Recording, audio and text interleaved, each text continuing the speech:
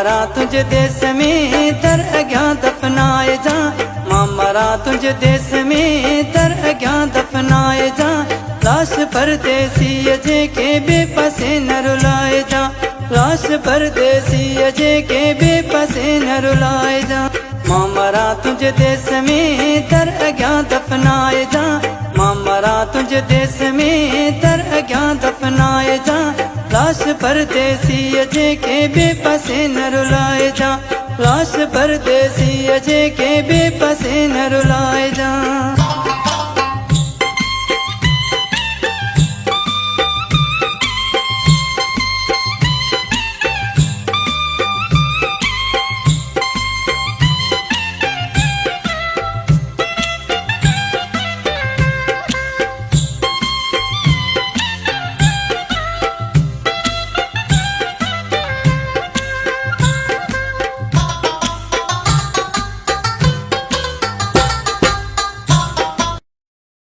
हाणे तव्हां भी पंहिंजे नाले सां शायरी रिकॉर्ड कराए सघो था। शायरी रिकॉर्डिंग लाइ हींअर ई व्हाट्सअप नंबर ते राब्तो कंदा 03342176714। पंहिंजे हथड़नि सां पहिरीं मूंखे ॾिजां तूं कफन, मूंखे ॾिजां तूं कफन। पंहिंजे हथड़नि सां पहिरीं मूंखे ॾिजां तूं कफन, मूंखे ॾिजां तूं कफन। लाश मुंहिंजे खे मिठा ॿिन हवाले न कजां, लाश मुंहिंजे खे मिठा ॿिन हवाले न कजां। मां मरा तुंहिंजे देश में दर अग्यां दफनाए जा, मां मरा तुंहिंजे देश में दर अग्यां दफनाए जा।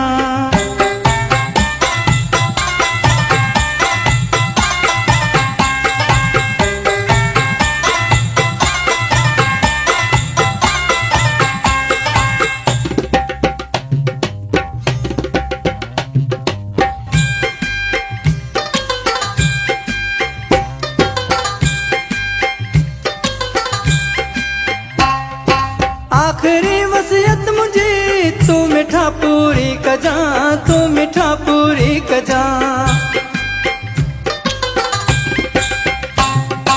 आखिरी वसियत मुझे तू मिठा पूरी कजा, तू मिठा पूरी कजा।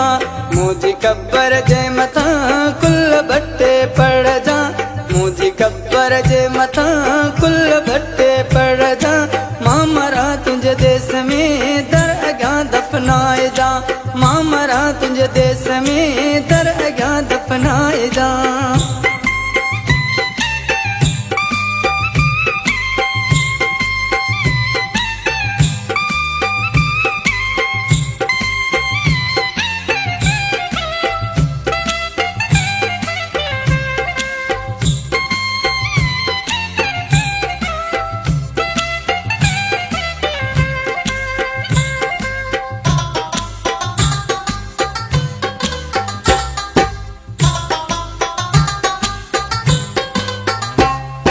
तो चवे मोहम्मद अली शहर से काट वारो, शहर से काट वारो।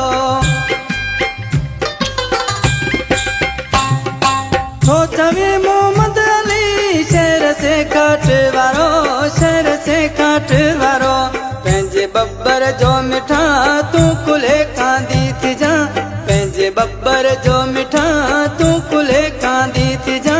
मां मरा तुझे देश में दर अग्यां दफनाए जा, मां मरा तुझे देश में दर अग्यां दफनाए जा। मां मरा तुझे देश में दर अग्यां दफनाए जा, मां मरा तुझे देश में दर अग्यां दफनाए जा। लाश परदेसी अजे के बेपसे न रुलाए जा, लाश परदेसी अजे के बेपसे न रुलाए।